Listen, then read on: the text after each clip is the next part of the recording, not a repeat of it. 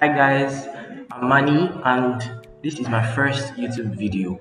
So I am a web developer and my aim throughout this course and throughout every other courses that are going to be out there is to make coding easy, to make coding not seem like a challenge anymore. So you are not just going to know how to code, you are going to know how to understand code. Those are two very, very different but important concepts of coding and web development. So talking about web development, there are two main divisions of web development. There is the front end development and then there is the back end development. I'm going to be guiding you through the front end aspect of web development, and then later on, when we all are comfortable with the front end development, we can bridge into back end development. So starting, we're going to start with the basics of coding. We're going to start with the basics of front end development, everything you need to know to put whatever website, whatever web page, whatever web app you want to put, to host it and to put it live on the web. So, first of all, to take this course, you don't need any background knowledge. It's going to be short, it's going to be quick, and it's going to be insightful. So, first of all, to do anything, you need to have an editor. An editor basically is where you can run code and see it live. So you don't need to wait and wait to see the results of your code. So you can code at the same time you see your results live. There are different code editors, but the most recommended for people that are just starting out is VS Code. So to install VS Code, so you're going to come to this URL code.visualstudio.com/download and download it based on whatever operating system you're on. There is for Windows and then for Linux and then for Mac. So after you've installed VS Code, you should see this on your homepage of VS Code. So there are two ways to create a folder, because first thing you need to do is actually to create a folder where every other file that we're going to be handling is going to be inside that folder that you created. There are two ways to do it. There's an easy way where you can just come here to your desktop and then right click and create a new folder. We're going to name this web 1. Then right click on the folder you just created and then open with VS Code. But mind you, not every one might have this feature, this open with VS Code feature here. If you don't, you can just come back to your VS Code and click on file here and open folder. So when you open folder here, just locate wherever you want that folder. You see that this web one is already here. If it's not here, that is if you've not created it already, just right click here and you can also create a folder here too. So we can just call this another name and then select folder. So now we are in this web 2 folder. The next thing we need to do, we need to create files that are inside this web 2 folder that we just created. These files are, you can have different files. You can have the HTML file, the CSS file, the JavaScript file. You don't need to worry about all of this now, but for now, we're going to be looking at HTML for today. So what is HTML first of all? HTML means hypertext markup language. I'll say that again. It means hypertext markup language. Basically, what it means is that it is a markup language that the browser understands. So it's the language of the browser. So the browser translates that your HTML code and it translates it to human readable letters, writings, or whatever you want to call it, images, videos, whatever, they are written inside the HTML file. So whatever you see on the web on a web page, whatever you see on your browser, it's always inside a HTML file. So we can come here and then create a file, this icon here, the first one. We're going to call this index.html. We named it index because whatever you name index in your whole in your whole file is going to be the landing page of the whole program. Meaning, whenever you visit say you visit facebook.com, the first page that you see there, that is the index page. Whatever I name the index page is, that is going to be the first thing that I'm going to see when I come to a website. And then the extension .html is just showing that this file is a HTML file. So the same way you have like .png for images or .pdf for PDF files, is the same way you have this .html extension here too. So first of all, to view this, we've created the folder, we've created the file, but we cannot still view anything without, we can just see the code. We can't see what we are coding. We can't see the result of what we are coding. So to see the result of what we are coding, there are things called extensions. These come with the VS Code. So yes, everybody has extensions, but you have to install some extensions. So you just come here to this icon here. So there are different various extensions, but the first and most important one you should install anytime you download VS Code should be the live server. So you just search live server here. And what does this live server do? Live server basically is, you can launch a development local server with live reload feature and static dynamic pages. So you don't need to come and then open the file again if you want to view what you've written, the code you've written. So you just come here and then install this. I already have it installed, that's why it is uninstalled here. So you just install it. After it is done installing, you should see it here. You should see it here. And then if you click run live server, if you click that, it should now take you to this blank page. This blank page is here because in this our HTML file, we don't have anything yet. If I was to impute something here, hello world. If I was to impute something, it should show here after I reload. So after I reload, I now get this hello world message printed on the browser. So you've written your first HTML file, and you have this hello world printed. So you should now see hello world printed on the browser. If you don't want to have to be reloading every time you write something in your HTML, you can just come to settings, click on settings here, and search for auto save. So it's going to auto save every time you write something and show it on the browser. So here you're going to configure it to after delay. So after any delay in when you're coding, it's going to show on the browser here. So in HTML, you don't just write things. There's something you call a boilerplate. A boilerplate is basically all the tags and everything you need is already defined in that boilerplate. So it's like a starter file for you to have boilerplate as a starter file for whatever thing you're going to write in HTML. So there's an easy shortcut to write that boilerplate. I'm just going to remove this, and if you press shift and exclamation mark, it brings out this, and click enter. So it gives you this. This basically is the boilerplate for to write any HTML code. All these things here, they are called tags. They are called HTML tags.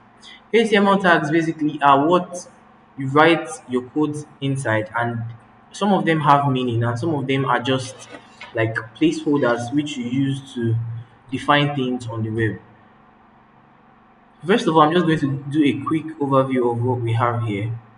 So this tag, this first tag, the doc type HTML, is basically saying that this document type is a HTML file, meaning that whatever I'm putting after this doc type is going to be HTML all round. Then the next is this HTML tag, and then the head tag. The head tag is basically the head tag and the HTML tag is basically holding the data for the browser itself. So it's not necessarily showing on the browser. It's just like the brain of our website. So if I reload this again, we're going to have this. If you notice, this here changed to document. It changed because of this tag. this one here. The title tag is used to change or show whatever page you are on. If you notice on some websites, when you come to a particular page, you see something like sign up and then you have a short description. Those things are added inside this title tag. And then there is the body tag where you write every other thing you want to write. So your your website basically now lives inside this body tag. So first of all, there are two types of tags. There is self-closing tags and then there are closing tags. So self-closing tags are tags that don't necessarily need a closing tag to end the statement. So first of all, an example of a closing tab. If you want to write that, you're going to have this, and then let's call the body tag that we talked about. So you see that immediately I close this angle bracket, this comes with it. This other angle bracket and then forward slash and body and another angle bracket. It comes with it. So this is the opening tag and this part is the closing tag. And then the other one I mentioned, the self-closing tags. There are other self-closing tags like the img tag. So if I write this like this, angle bracket, img, and I close it, it doesn't come with that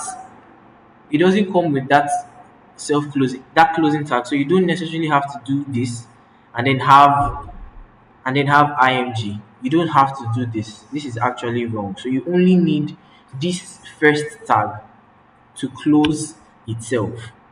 Another example is this HTML one that we talked about here. This HTML one here is a closing tag. It has this as its opening tag, here as its opening tag, and it closes here. So everything in our HTML file is inside this HTML tag. And then there are other tags like this meta tag.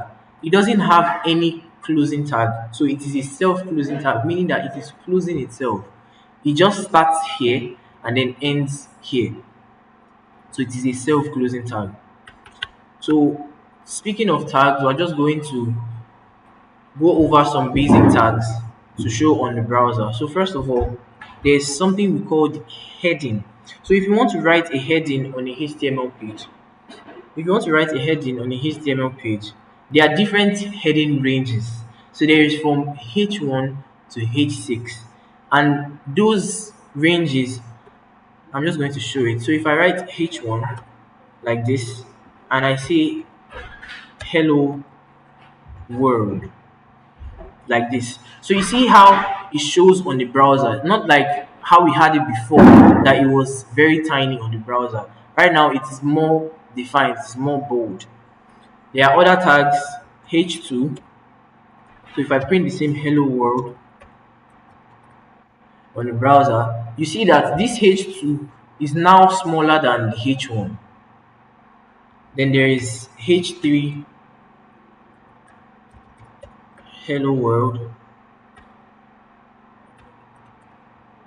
and you can see that this is now smaller than the other two, and this continues. So we have from H1 down to H6. So I'm just going to change this H4,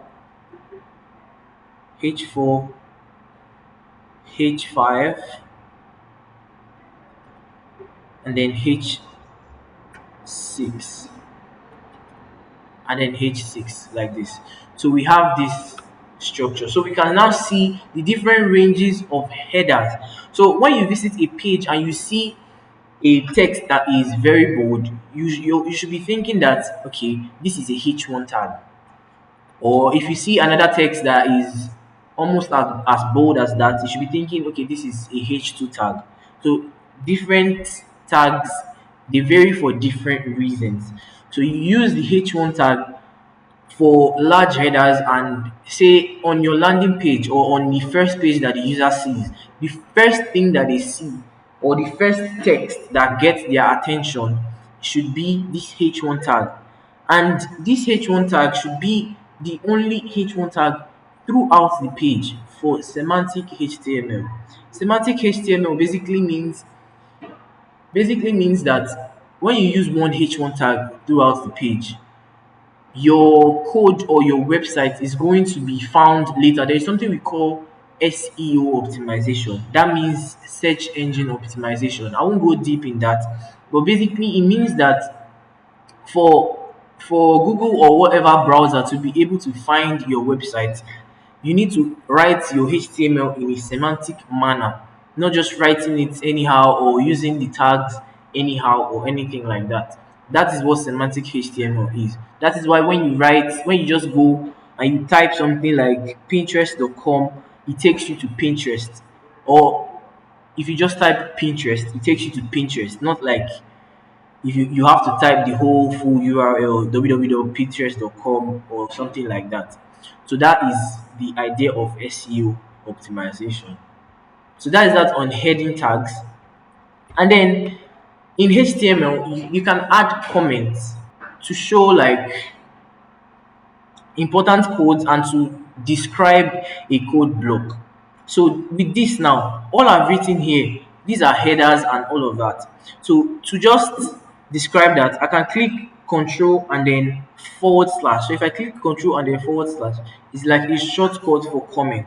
So whatever I put inside this comment is not going to show on the browser because it's just a description for you and for whatever person that you're going to collaborate with in the future. So I'm just going to say headings here. So if you notice, it is not rendered in the browser here because it is in the comment. It is in the comment right here. And then other tags, there are other tags. So I added another comment there, paragraph. So there is the paragraph tag, that's the P tag here. So you just write P and then click enter. So paragraph tags I used to add paragraphs to the page. So I can write um, this is my first time using HTML. So you see how it is rendered on the browser. So this is the paragraph tag where anything you want to write is basically put inside this paragraph tag. And then there are other tags also. There is the image tag if you want to add an image. So image. Up until this point, we've been practicing on closing tags. The image tag on its own, like I mentioned before, the image tag is a self-closing tag. So you just need to write img and then click enter. So this now, this thing, this and this, they are called attributes. Attributes basically means that what are the attributes of this tag? Meaning, what are the attributes of this tag? This is a P tag, we know. This is a H1 tag, this is a H2 tag. What are the attributes of that particular tag? If you apply this here, if I ask what are the attributes of an image, you say the image is this big or this small or is this clear or is not clear. So that's what attribute basically is saying. So this src attribute here is whatever you put inside this src attribute is like specifying the part of the image. That means where the image lives in. If I just come to this browser here and I search for images, if I search for images and this one here, if I right click on it, I can copy the image address right there.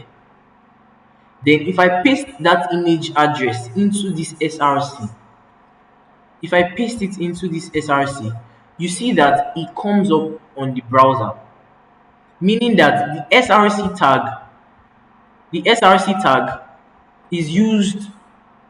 is used to define the part of the image. That means wherever the image is located at is used to define the part of the image. There are different ways to find the part of an image.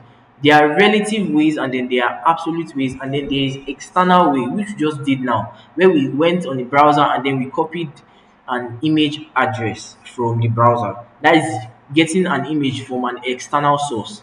I can also download this image and then import it so let's save this. If I save this I'm just going to navigate it to my desktop where I have this folder, which is web 2, and then save it inside this file. So it has downloaded. So if I check this here now, I should now have this here as download.jpg. So if I also want to get this image, instead of having this external source here, I can just write this src again. That's the src attribute. And then here, how I can get this, that is, I now have this locally on my computer. So how I can now get this image using this src tag, if you write, if you type this forward slash, you see that all the files that you have in this folder will come up. So I'm just going to click on download the JPEG. If I come back here and I reload, I still have this image here. So this is basically saying that you can get an image from wherever you want to get that image from, whether it's from an external source or it's from this internal source right here. And then there is this ALT. ALT basically stands for alternate text. So alternate text meaning if something happens and this image does not load, let's say like internet problem or the internet is slow or something like that, and this page does not load, whatever I put into this ALT is what is going to show. So here, if I say elephant, so basically it's like a description of the image. So if I say elephant here, and it's not going to show because this image is actually showing. So if the image shows, this ALT is not going to show. It's only when this image does not show, let me say a network problem or anything happens to the browser, then this tag ALT attribute is going to show. To practice that, if I just remove this, so instead of JPEG, I'm now having JPE, which is an error. So you now see elephant here because this HTML can no longer find this image part that we specified into the src attribute. HTML can no longer find this image. So it's now rendering the alternate text. What we have is the link tag. To add a link to a HTML page, we use the A tag or the anchor tag. It is called the anchor tag, but we can call it the A tag. So if I click A and then enter, I can specify whatever link I want to show on the browser. So this also comes with an attribute, the href attribute. The href attribute, just like the src, is used to specify the part of a link. That means wherever a link is supposed to lead to, you specify it into this href attribute. Meaning here, if I come inside this tag and I say link, let's just call it link. So this is where it shows here, link. Let's get back our image. So JPEG, this. So this is the link. But if I click on the link, it doesn't take me anywhere. But if I specify a part here, say I specify h, let's go and copy an external link. Say I go to this Pinterest website now. If I copy this link, if I copy that link and I come here and I paste it into the href, that's https and then www.pinterest.com. So if as I've done this now, you see that the link changes to blue, meaning that it now actually leads to somewhere. So if I now click on this link, it then takes me to the actual Pinterest website. So that's basically what the href attribute and the anchor tag does. So you specify where you want the link to go to in the href, and then you specify what you want to show on the browser inside the tag.